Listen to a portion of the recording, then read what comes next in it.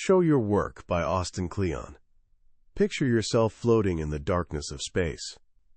You're hundreds of miles above Earth, drifting inside the International Space Station in complete silence and weightlessness. Below you, our planet looks like a swirling marble of blue and white. Your official job? Conducting complex scientific experiments. But today's mission is a bit unusual. Today you're about to show millions of people back home something surprisingly mundane: how you brush your teeth when there's no gravity. This isn't science fiction. This actually happened with astronaut Chris Hadfield. While commanding the space station, he didn't just do his job in secret, he showed the world everything. He tweeted breathtaking photos of Earth, recorded music floating through the modules, and made YouTube videos about the weirdly ordinary parts of life in orbit. Things like clipping his nails, making a sandwich, even his sleeping arrangements. And people absolutely loved it. Turns out, we're not just interested in the glamorous finale of space travel. We're fascinated by the messy, mundane process behind it all. We want to see how the sausage gets made, even when that sausage is being assembled in a tin can, zooming around the planet at 17,000 miles per hour. So why does this matter to you? Because Commander Hadfield's story holds a powerful lesson for anyone who creates anything, builds anything, or dreams of leaving their mark on the world. We're constantly bombarded with messages about promoting ourselves, building our personal brand, networking like crazy, and for many of us, especially the introverts in the room, self-promotion feels absolutely terrible. Like we're being asked to transform into some slick, loud salesperson we never wanted to be. But what if there's another way? A quieter, more generous, more authentic path to getting your work noticed? That's exactly what Austin Kleon offers us in his modern classic, Show Your Work. This little book has become a manual for a completely new way of operating in the world. It's for the artist, the entrepreneur, the student, basically anyone who hates the idea of shameless self-promotion, but still wants to find an audience for what they care about. Today I'm going to walk you through the profound wisdom packed into this deceptively small book. And here's my promise to you. By the end, you'll realize that you don't need to be a genius to get noticed. You don't need a massive marketing budget. You don't even need to be an expert. You just need to learn the gentle art of showing your work. And when you do, something magical happens. Instead of desperately chasing an audience, they start finding you. Let's start by demolishing the biggest, most destructive myth about creativity. It's a story we've been sold for centuries, and it holds so many of us back. I'm talking about the myth of the lone genius. You know this story. The solitary figure, Beethoven, Picasso, Einstein, struck by a lightning bolt of divine inspiration. This superhuman talent works away in complete isolation, free from outside influence, until one glorious day they emerge with a finished masterpiece to thunderous applause. It's romantic as hell, but it's also complete fiction, and it's dangerous fiction because it makes creativity feel like this antisocial act reserved for a chosen few. It leaves the rest of us standing on the sidelines, just watching, in awe. But Austin Kleon introduces us to a healthier, more truthful concept. Musician Brian Eno calls it scenius. Scenius is the idea that creativity doesn't happen in a vacuum. It emerges from a scene. It comes from what Eno calls an ecology of talent, a group of people supporting each other, looking at each other's work, borrowing ideas, stealing bits and pieces, contributing their own twist. Good work isn't isolated. It's collaborative, the result of minds connecting with other minds. What's incredibly liberating about this idea is that it makes room for everyone. You don't have to be a genius to contribute to a scenius. You just have to be willing to share your ideas, your questions, your works in progress. And this is where your first crucial mindset shift happens. You need to embrace being an amateur. In our culture, amateur sounds like an insult. But look at where the word comes from. In French, it means lover. An amateur is someone who does something purely for the love of it, not for fame or money. And here's the secret. In today's world, amateurs often have a massive advantage over professionals. Why? Because amateurs have little to lose. They're willing to experiment, to follow their whims, to share their results. They're not afraid of looking ridiculous in public. Think about this. Zen monk Shunryu Suzuki once said, "In the beginner's mind, there are many possibilities. In the expert's mind, there are few." The amateur is bursting with possibilities. They're in love with what they're doing, so they don't hesitate to try things that professionals might dismiss as silly or pointless. But as writer Clay Shirky reminds us, the stupidest possible creative act is still a creative act. The real gap isn't between mediocre work and good work. It's between doing something and doing nothing. Amateurs understand this instinctively. They know that contributing something is infinitely better than contributing nothing. So how do you start? Simple. Share what you love. But right about now, that little voice in your head might be whispering, "But I haven't found my voice yet." We're always told to find your voice, but Kleon argues this is completely backward. You don't find your voice and then use it. The only way to find your voice is to use it. It's already there, built into you. Just start talking about the things you love, and your voice will naturally emerge. This matters more than ever today, because if your work isn't online, it basically doesn't exist. We all have a voice now, an opportunity to contribute, but so many of us are completely wasting it. If all this sounds scary, Kleon offers sobering yet strangely motivating advice. Read the obituaries. He's serious. Do it every morning. Because remembering that you're gonna die one day is one of the most powerful tools for making big choices in life. As Steve Jobs once said, fear of embarrassment, fear of failure, all of it just falls away when you face your mortality, leaving only what truly matters. Reading about people who lived full lives, who started as amateurs and actually got somewhere, can inspire you to get up and do something meaningful with your time here. Obituaries aren't really about death. They're about life. As Kleon puts it, they're like a near-death experience for cowards. Once you've embraced this mindset, that genius is overrated, that being an amateur is actually good, and that life is short, the next step becomes practical. This is the central pillar of the entire book. Think process, not product. Traditionally, artists and creators kept their process secret. You were supposed to work behind closed doors and only reveal the polished, finished product. To the world, all that mattered was the artwork, the noun. To you, the creator, what mattered was the artwork, the verb, the daily grind, the sketches, the mistakes, the inspiration. But in the pre-digital age, there was simply no easy way to share that messy, wonderful process. Today, everything has changed. The internet lets you take people behind the scenes. You can share your sketches, your works in progress, your influences, the tools you use. And here's what's surprising.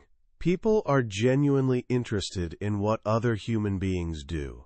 They really do want to see how the sausage gets made.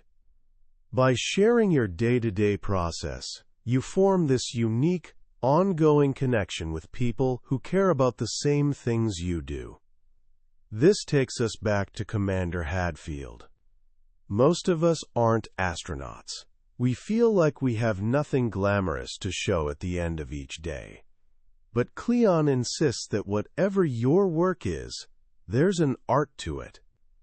And there are people who would be interested in that art, if only you presented it to them in the right way. So how do you do it? Especially when you feel like you have nothing worth showing. You become a documentarian of what you do. Start a work journal.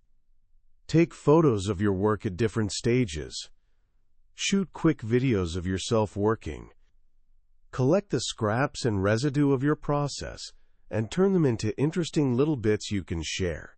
Most of us carry a complete multimedia studio in our pockets every day. Our smartphones. Use them. Even if you never share any of it publicly, the simple act of documenting helps you see your own work more clearly and feel like you're making progress. Once you start documenting, the next step is simple but requires discipline. Share something small every day. Overnight success is a myth. Behind almost every story of instant fame is about a decade of hard work. Building a substantial body of work takes a lifetime. But you don't have to think in lifetimes, or years, or even months. Just focus on days. The day is a unit of time we can all wrap our heads around. The sun comes up, the sun goes down. So once a day, after you've done your work, go back to your documentation and find one little piece you can share. Just starting out? Share your influences. In the middle of a project? Share a work-in-progress shot. Just finished something? Share a detail from what didn't make the final cut.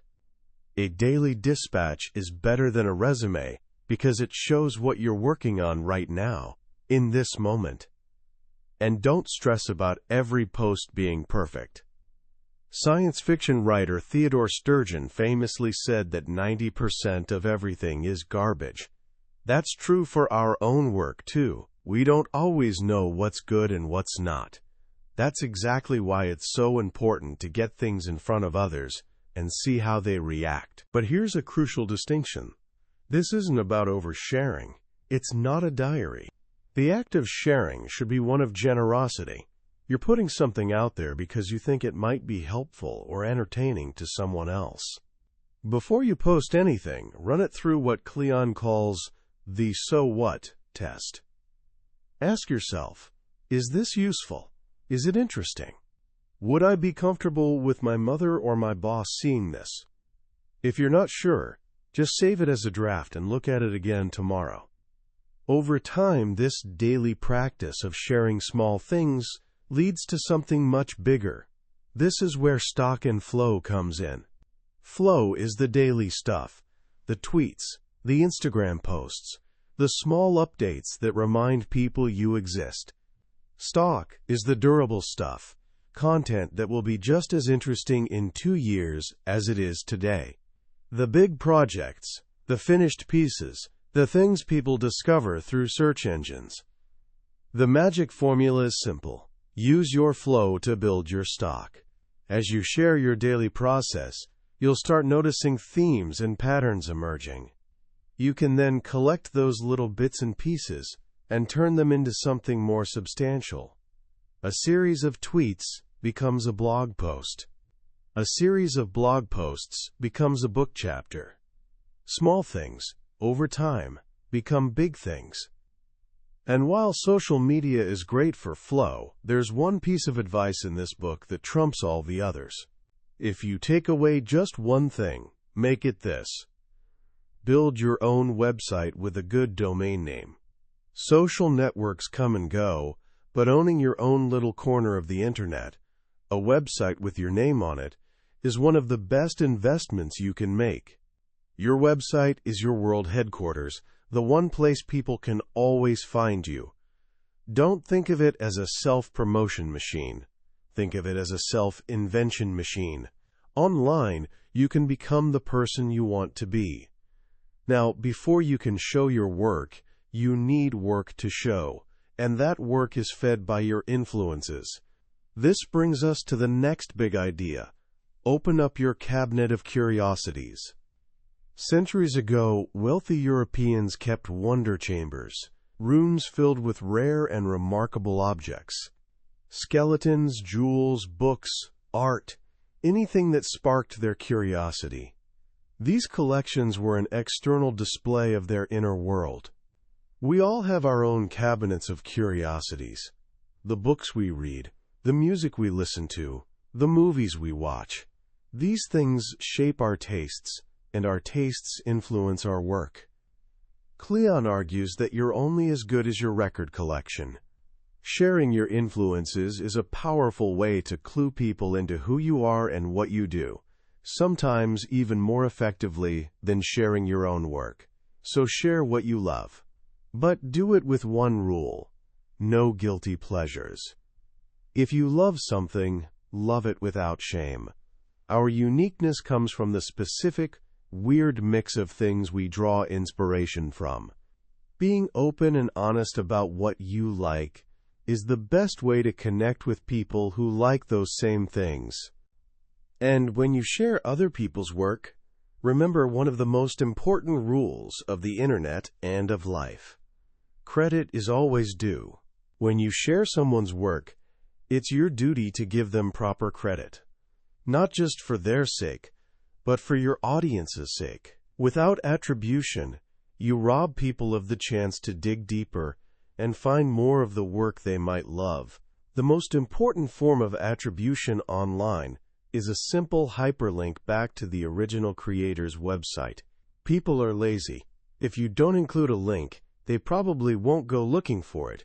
And if you find something you can't properly credit, simple answer: don't share it. Once you've started sharing your process and your influences, you need to learn how to talk about your own work. Because here's the truth: work doesn't speak for itself. We are storytelling creatures. The stories you tell about your work have a huge effect on how people feel about it and how they value it. Imagine two identical paintings of a harbor at sunset. A curator tells you that one was painted by a 17th century Dutch master, and the other is a forgery copied last week by a graduate student. Which one do you want to take home? The paintings haven't changed one bit, but the story has, and the story changes everything. You don't have to invent elaborate fiction. Just be honest about where things came from, how they were made, and who made them. A good story has structure. The simplest one is beginning, middle, and end. Or, as author John Gardner put it, a character wants something, goes after it despite opposition, and arrives at a win, lose, or draw. This is basically the shape of every creative project: the idea, the hard work of executing it, and the release into the world. You need to get comfortable telling this story, even in casual situations, like when a stranger at a party asks, "So what do you do?" Don't treat it as an interrogation. Treat it as an opportunity to connect. Practice explaining what you do in a way that a kindergartner or your grandmother could understand. And when you write your bio, keep it short, stick to the facts, and strike all the adjectives. You're not an aspiring photographer. You're a photographer. As you start sharing more, you'll naturally begin to attract an audience. And one of the most powerful things you can do for that audience is teach what you know. Think about the world-famous Franklin Barbecue in Austin, Texas. In a notoriously secretive industry, owner Aaron Franklin created an entire YouTube series teaching people every single one of his trade secrets. Why would he do that? Because he knows that teaching doesn't create instant competition. Just because you know the master's technique doesn't mean you can replicate it overnight. Teaching people doesn't subtract value from what you do. It actually adds to it. It generates more interest in your work and makes people feel closer to it because you're letting them in on your secrets. So the minute you learn something, turn around and teach it to someone else. This cycle of learning and teaching is part of being a good citizen of your scene, which leads to a crucial warning: don't turn into human spam. We've all met these people. They only talk about themselves. They don't want to listen to your ideas. They just want to broadcast theirs. They don't engage with the community. They just shout at it. If you want fans, you have to be a fan first. If you want to be accepted by a community, you have to be a good citizen of that community first. If you're only pointing to your own stuff online, you're doing it wrong. You have to be a connector. You have to shut up and listen. Stop worrying about how many people follow you and start worrying about the quality of people who follow you. You want hearts, not eyeballs. And here's the secret to being interesting. Be interested. As you do this, you'll start to find your people. These are what Kleon calls your fellow knuckleballers. In baseball, knuckleball pitchers are rare, so they form this sort of brotherhood, sharing their secrets to keep this strange, unpredictable pitch alive. These are your real peers, the people who share your obsessions and your mission. Nurture those relationships. They're precious, and whenever you can, meet up in person. The connections you make online are wonderful, but turning them into real-life friendships is even better. Of course, putting yourself out there isn't always comfortable. You have to learn to take a punch. The more people who see your work, the more criticism you'll face. The way to handle it is to practice getting hit. Put out a lot of work. Let people take their best shot. The more you do it, the more you realize it can't actually hurt you. But there's a difference between constructive criticism and trolls. A troll isn't interested in helping you improve. They just want to provoke you. The number one rule for dealing with them is simple. Don't feed the trolls. Use the block button. Delete their comments. Your space is your living room. You wouldn't let someone trash it, so don't let them do it online either. Now let's talk about something that makes a lot of creative people uncomfortable: money. Kleon's advice here is refreshingly blunt. Sell out.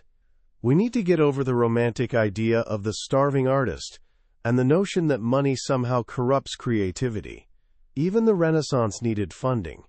Michelangelo painted the Sistine Chapel ceiling because the Pope paid him to. Don't be ashamed of wanting to make a living from your work. When you feel you have something of value to offer, it's perfectly okay to pass around the hat. You can put a simple donate button on your website or use crowdfunding platforms like Kickstarter. But even if you don't have anything to sell yet, start building a mailing list. An email list is one of the most powerful and direct connections you can have with your audience. One that isn't dependent on the ever-changing whims of social media algorithms. Finally, once you've started this journey, the last and perhaps most important piece of advice is simply to stick around. Every career is full of ups and downs. The people who get what they want are often just the ones who don't quit. They keep going. Kleon calls this chain smoking. You avoid stalling out by never losing momentum. When you finish one project, you use the embers from it to light up the next one. You ask yourself what you missed, what you could have done better, and you jump right into the next thing. But you also need to know when to rest. You need to go away so you can come back. Taking sabbaticals, whether for a year, a month, or just during your daily commute, is essential for recharging and getting inspired again. And eventually, there will come a time when you feel like you've learned everything you can from what you're doing. That's when it's time to begin again. This isn't starting over from scratch. You never lose the lessons you've learned. It's about having the courage to become a student again. Go back to Chapter 1. Be an amateur. Find something new to learn, and dedicate yourself to learning it out in the open, sharing as you go. Show your work. The cycle begins again, and you keep growing. As we wrap up our journey through Show Your Work, I want to reflect on why this little book has resonated so deeply with so many people. In a world that often feels loud, competitive, and demanding, Austin Kleon's philosophy is genuinely refreshing. It's a quiet revolution against the exhausting gospel of self-promotion. It reframes sharing not as this selfish act of shouting, "Look at me," but as a generous act of saying, "Here, let me show you what I'm learning." The most powerful lesson for me is the shift from product to process. We're obsessed with outcomes. We want to see the finished painting, the best-selling novel, the hit record. But the real magic, the real life, happens in the messy, uncertain, day-to-day work of creating. By inviting people into that process, we do something remarkable. We humanize our work. We show the struggle, the doubt, the small victories. And in doing so, we give others permission to be imperfect in their own creative journeys. We show them they're not alone. This book is, at its heart, an argument for generosity.